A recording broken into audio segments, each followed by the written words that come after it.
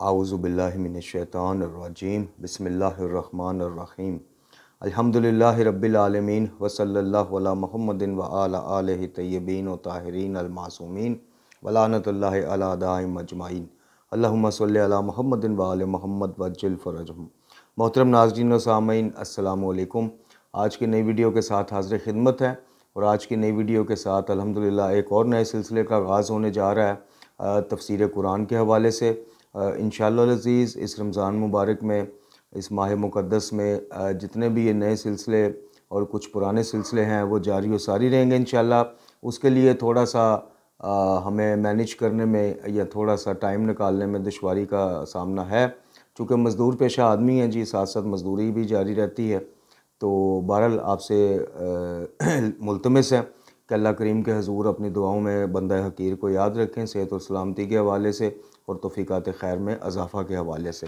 आज की वीडियो से जो सिलसिला शुरू होने जा रहा है जी, वो ये फ़लसफ़ा कुरान फ़ी तफ़सीरुल कुरान, आलम बाअमल और अल्हम्दुलिल्लाह एक ऐसे आलम जिनसे जामिअतुल मुंतज़र हमें शर्फ़ मुलाकात भी हासिल रहा और इनके दुरूस, इनके दरस अखलाक, इनके मजालिस, इनकी किताबों से बहुत ज़्यादा इस बंदा हकीर ने इस्तिफ़ादा भी किया। अल्लामा ततहीर हुसैन ज़ैदी साहब, इनकी ये तफ़सीर है जी। और इस ज़िमन में ये भी थोड़ा सा वजाहत दे दूँ कि तफ़सीरें जो मशहूर व मारूफ़ तफ़सीरें हैं, जैसे कि आपको मेरे पीछे तफ़सीर नूरुल अज़हान, तफ़सीर नूर जी और तफ़सीर साफ़ी, अल मीज़ान, ये काफ़ी तफ़सीरें हैं। लेकिन इस तफ़सीर को स्पेसिफ़िकली मुंतख़ब करके आपकी खिदमत में पहुँचाने का जो मकसद था वो ये था कि इसमें अल्लामा सैयद ततहीर हुसैन ज़ैदी साहब ने बड़े आम फ़हम और सादा तरीके से कुरान की तफ़सीर को पेश किया है। और फ़लसफ़ा कुरान यानी कुरानी जो फ़लसफ़ा है, कुरानी जो हिकमतें हैं, उसको तरबियती अंदाज से इसमें उन्होंने तहरीर किया है। और ये एक आम फ़हम और सादा जहन बंदे या बंदी के जहन में उतर जाने वाले अल्फाज हैं, तफ़सीर है, तो इसलिए इसका इंतख़ाब किया ताकि जो मोमिनीन और मोमनात किताबों से ज़्यादा वास्ता नहीं रखते उनको भी सुन के समझने में आसानी हो। तो इसका शुरुआत में तो उन्होंने फ़ज़ाइल कुरान और कुरानी इस्तिलाहें और कुरान मजीद के हवाले से काफ़ी चीज़ें रकम की हैं, लेकिन हम सीधा सूरह मुबारक अल फातिहा से इसके दर्स का आगाज़ करेंगे। चूँकि इसकी माशाल्लाह 9 जिल्दें हैं और हमारी कोशिश है कि रमज़ानुल मुबारक में मैक्सिमम जितना ज़्यादा हो सके तफ़सीर कुरान के हवाले से ये दुरूस जो हैं अपलोड हों और आपकी खिदमत तक पहुँचे। बाकी तो रमज़ान के बाद भी इंशाअल्लाह अज़ीज़ अल्लाह करीम ने सेहत और सलामती और ज़िंदगी अता की, वक़्त अता किया, तो रमज़ान के बाद भी इस तफ़सीर का सिलसिला जारी रहेगा जब तक इसकी 9 की 9 जिल्दें मुकम्मल ना हो जाएँ। और मुझे बड़ी उम्मीद है अल्लाह पाक के हज़ूर कि इंशाअल्लाह अज़ीज़ आप इन दुरूस को जब सुनेंगे, इस किताब को जब सुनेंगे या ख़ुद भी ख़रीद के पढ़ेंगे, तो बहुत ज़्यादा मतालिब कुरान, मफ़ाहीम कुरान और कुरान शनासी के हवाले से बहुत ज़्यादा आप सीखेंगे, बहुत ज़्यादा आप जानेंगे, बहुत ज़्यादा आप पाएंगे इंशाअल्लाह इल्म की सूरत में। तो चलते हैं जी, सूरह मुबारक अल फातिहा के उन्वान से आज का दर्स शुरू करते हैं जी। कुरान मजीद की ये पहली सूरत है, इससे कुरान का इफ्तिताह हो रहा है, इसलिए इसे फातिहातुल किताब भी कहा जाता है। रवायात जो नबी अकरम सल्लल्लाहु अलैहि वसल्लम से नकल हुई हैं, इनसे ज़ाहिर होता है कि ये सूरत हज़रत के ज़माने में भी इसी नाम से यानी सूरह फातिहा के नाम से पहचानी जाती थी। ये सूरह मुबारका 7 आयात पर मुश्तमिल है और हर आयत के ज़रिए इंसान की तरबियत का इलाही एहतमाम किया गया है।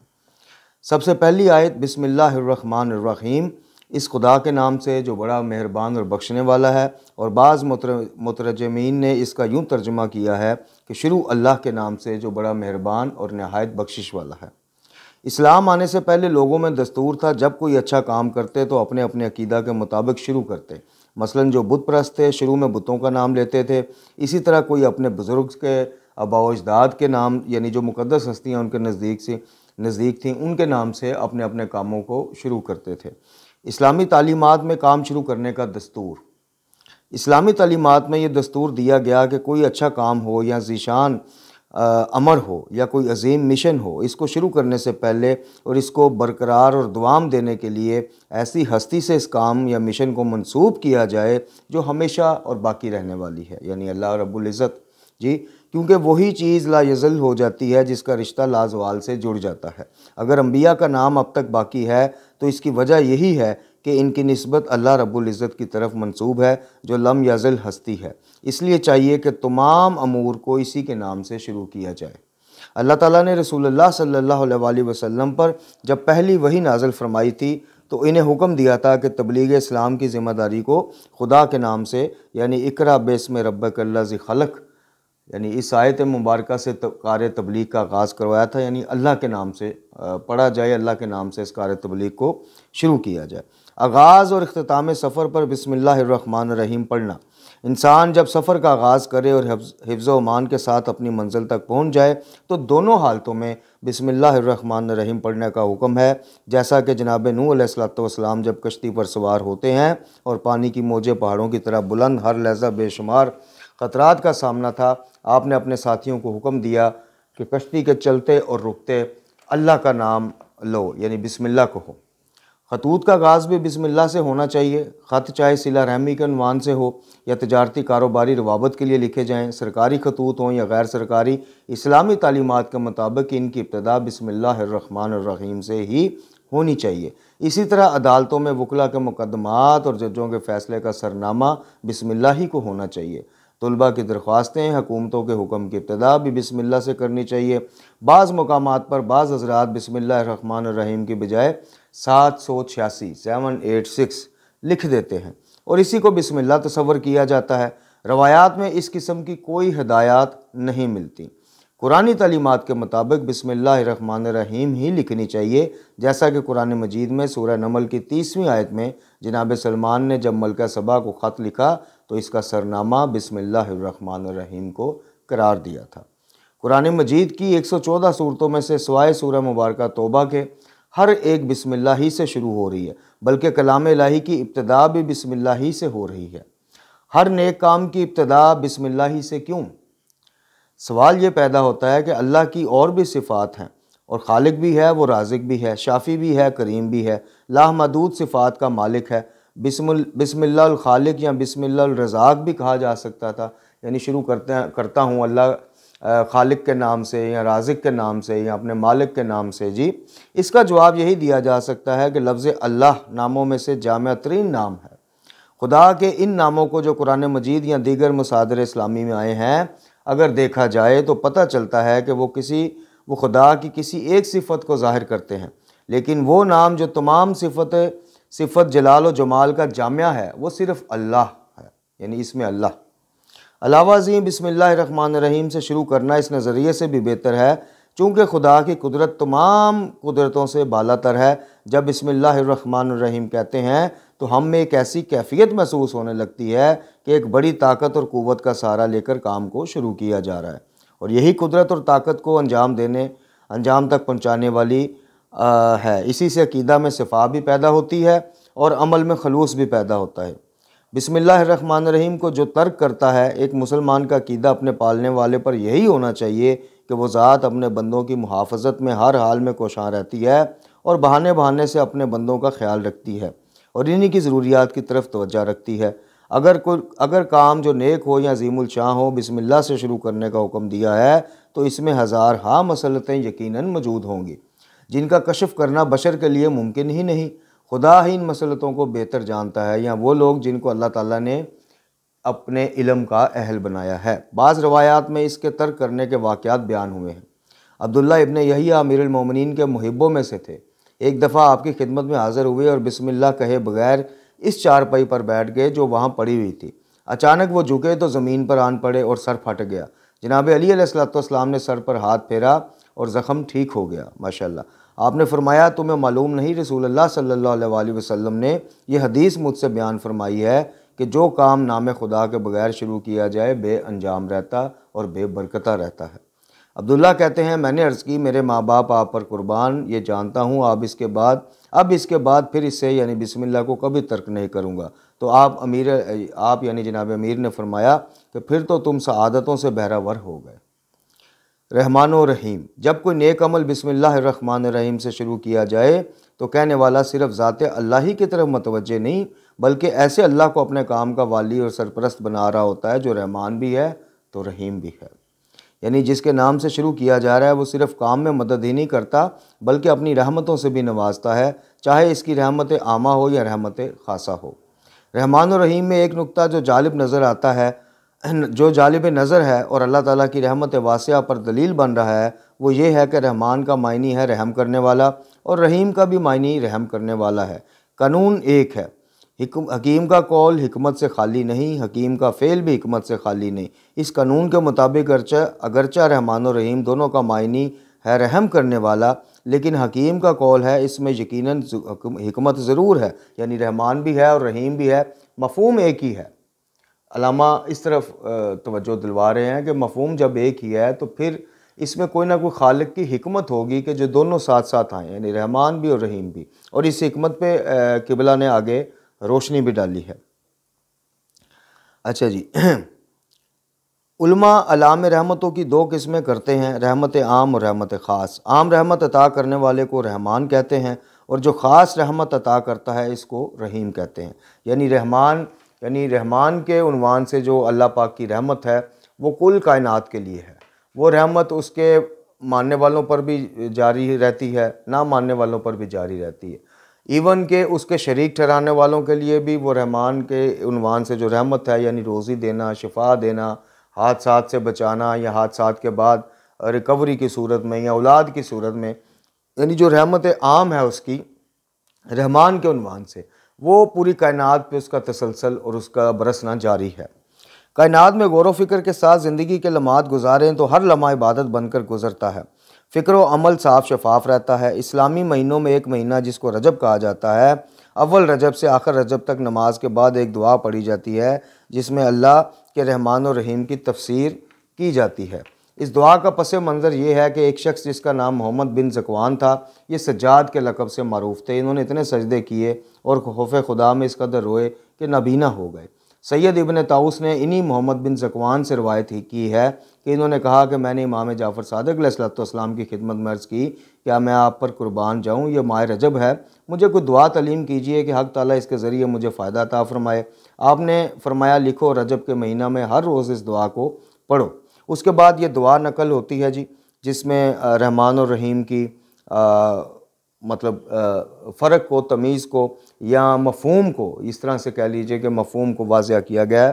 दामने वक़्त में इतनी गुंजाइश नहीं, वरना ये दुआ का तर्जुमा भी किबला ने लिखा है, तो हम आपकी खिदमत में पेश करते हैं। बहरहाल, सूरज तलू होकर सब इंसानों की रोज़ी के रास्तों को ज़ाहिर कर रहा है, ये गरूब होकर सभी के लिए बाइसे सुकून है। ये है रहमानियत, ये है उसका आम रहम। हर एक इसकी तवानाई अपने अपने निज़ाम को लेकर चल रहा है। इंसान का ताल्लुक़ चाहे किसी भी अक़ीदा से हो, वो खुदा को माने ना माने, रहमान बनकर इनके निज़ाम की तदबीर में हाथ बटा रहे हैं। यानी सूरज, अब देखें सूरज के कितने फ़वाइद हैं।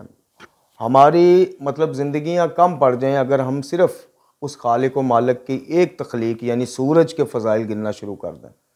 कायनात में, बल्कि कायनातों में इसका जो असर है सूरज का, और सूरज का जो फ़वाइद हैं, जो इंसानी ज़िंदगी में हर हैवान की ज़िंदगी में, चरिंद परिंद रख्त, यानी गर्ज़ के पूरी कायनात में जो सूरज का एक किरदार है, उसे चश्मपोशी नामुमकिन है।